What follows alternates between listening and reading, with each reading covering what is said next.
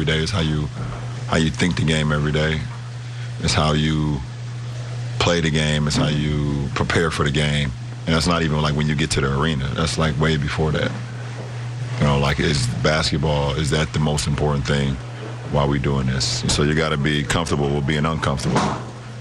So I'm not saying that's what we are as a whole. Kind of looks that way at times, that, you know, sometimes we feel like we're afraid to be uncomfortable, kind of get out of our comfort zone, you know, kind of, you know, have that sense of urgency, you know, from the jump, and not be afraid to actually go out and fail to succeed. So, I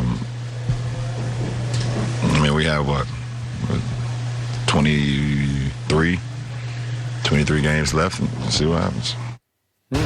We are joined by FS1 NBA analyst Chris Broussard. Good morning. Finally, some objectivity. Good morning. That's right. Yeah. Chris. That's right. That's what I do. I'm king of Okay, can we just wait on you for a second? I'm going to start with Chris here. LeBron had a lot to say. What do you make of those comments? Shannon, you know I'm usually with you in defending LeBron.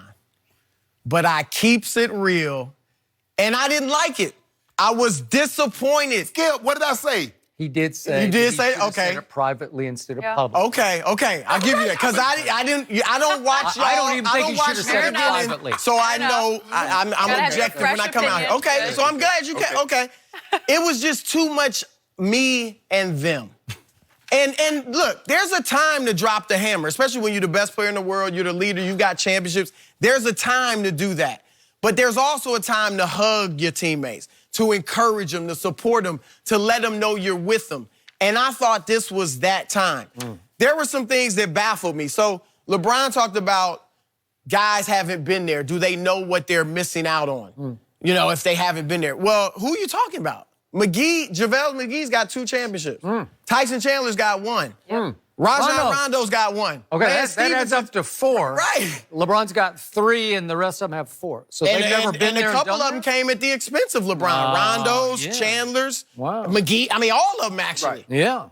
Lance Stephenson's been deep in the playoffs. So he was talking about essentially Brandon Ingram and Kyle Kuzma. Ingram gave you 29 points. Kuzma played okay. He did. Reggie Bullock, is he throwing him in there too? I don't know. It was just too much. And coming off a game where, look, LeBron was spectacular offensively. He threw some pocket passes, some full court passes. Yes. No, I give you that. And he obviously gave you his 27. He was not in his usual attack mode. No, and that's a... What about them threes? No, he had some 30-footers. He had 3 threes in the third quarter, and they lost the third quarter by 4 points. Just for the record. Yep. Go ahead. Okay. He missed 4 of 6 free throws, though. He did.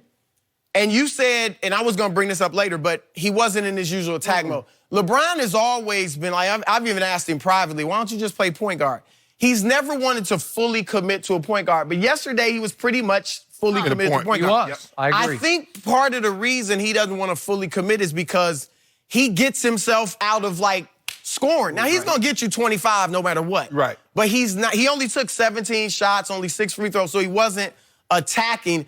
I don't think he knows that balance yet between being that point guard but also scoring 35 or 30 or whatever. What did you see in the first 3 games in the first finals against Golden State when there was no Kyrie and no Kevin Love? What did you see? He played essentially point guard. And he played attack. Right? And he shot, both. now he only shot 30-something%, which he hates to do. Okay, but he believes in efficiency, but you're right. devastated. I think he just had no choice. He had no choice, but I loved it, man. They were in position. If he can find that balance, like Miami, I don't think, when he played point guard, I think he was more distributor, but it was fine because you had Wade and Bosh. Yeah. Right.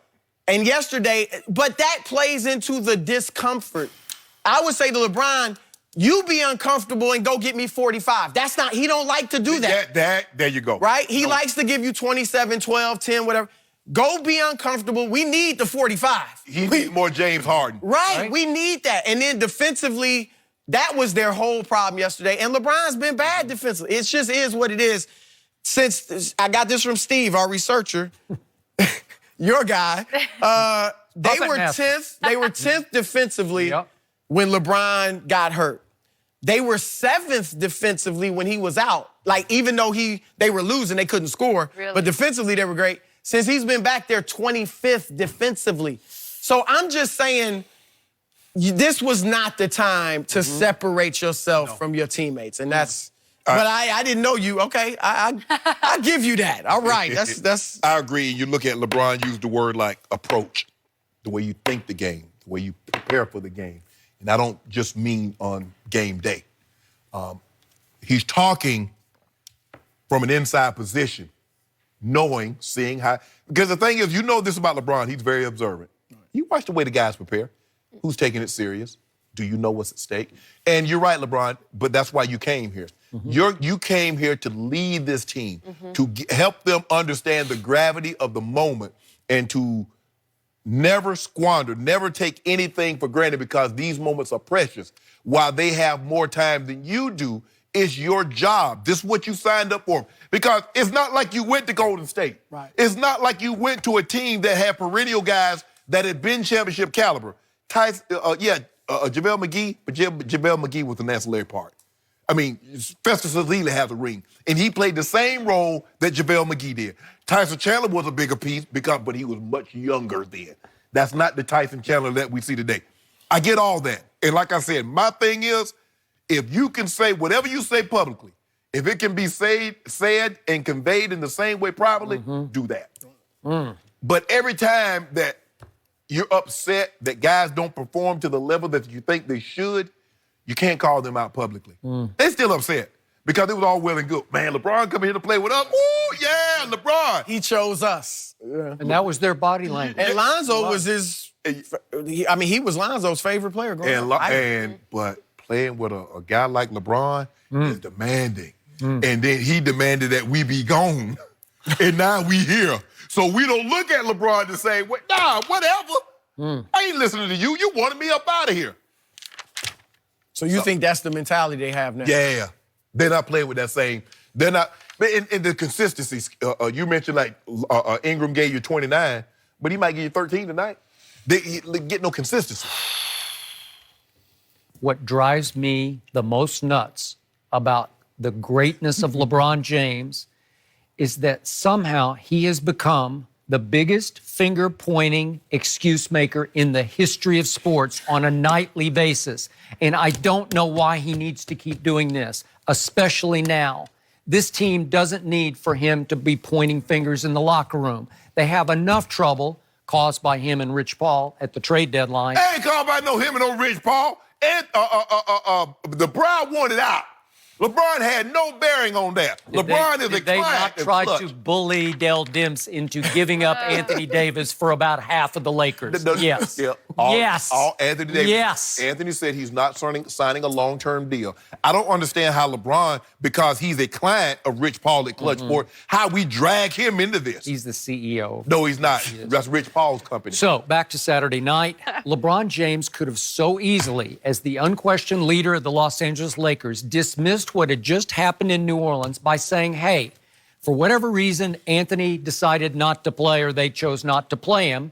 And we didn't take them seriously enough because they had just played back-to-back on the road at Indiana. They had lost by 15 with Anthony Davis. Yeah, you're right. So at home, obviously the Lakers didn't come out with the necessary urgency and intensity for what was about to hit them right between the eyes. That's what LeBron said. Because those Pelicans without Anthony Davis are actually more dangerous because they got chips on shoulders. Those Pelicans, especially Julius Randle, who still has it in for the Lakers for not hanging on to him, they're going to come at you with both fists. They're going to try to take it out on you, so you need to match their intensity and urgency in the first quarter, and if you get off to a hot start, trust me, they'll say, no mas, thank you very much, we just played last night and lost at Indiana. But that did not happen.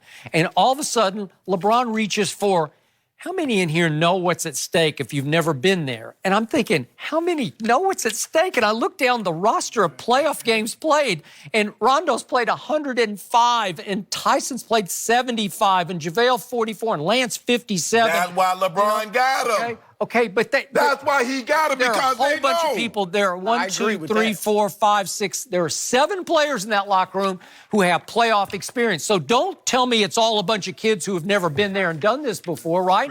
There are only 3 kids who have never, and you could throw Reggie Bullock in there if you want to, but there are 3 kids who don't know. Skip, you look at the minutes they play in. other than Rondo. Caldwell Pope playing 16 minutes. Tyson Chandler played less than 5. Lance played less than 11. You keep telling me all these guys, but they're playing marginal minutes. Talk to me about Kuzma.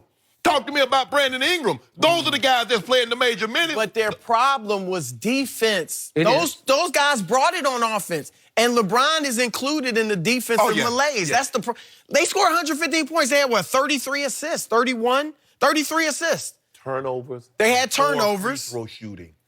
LeBron was 2 for 6 from the line. 4 turnovers. I got to go on. I mean, I just can't. I got to go on and bring the things that were the problems, LeBron was a part of that. He said 80% for a case of doom. Yeah, you definitely. He could probably make every free throw from the rest You know what? of the season. I think mathematically you're correct. And You'd have to make maybe. like the next 50 in a row or whatever it I don't is know if to it's get gonna to happen. 80. Might be. I think it's over. Sorry. I'm sorry. I think with LeBron, and he talks about the discomfort, being uncomfortable. Yeah. Comfortable being uncomfortable. Yes. I really think he is. Like, we debated that last week. Sure. Down Fine. 3-1. He likes it. Okay. He grew up, moving around all over. Like, he's maybe used to that. Fine. And I think when I was with him a lot when he was first in Cleveland. And it was no finger pointing for the most part. It was harmonious. You saw them doing the little photos before game. It was harmonious, and he didn't have any other stars.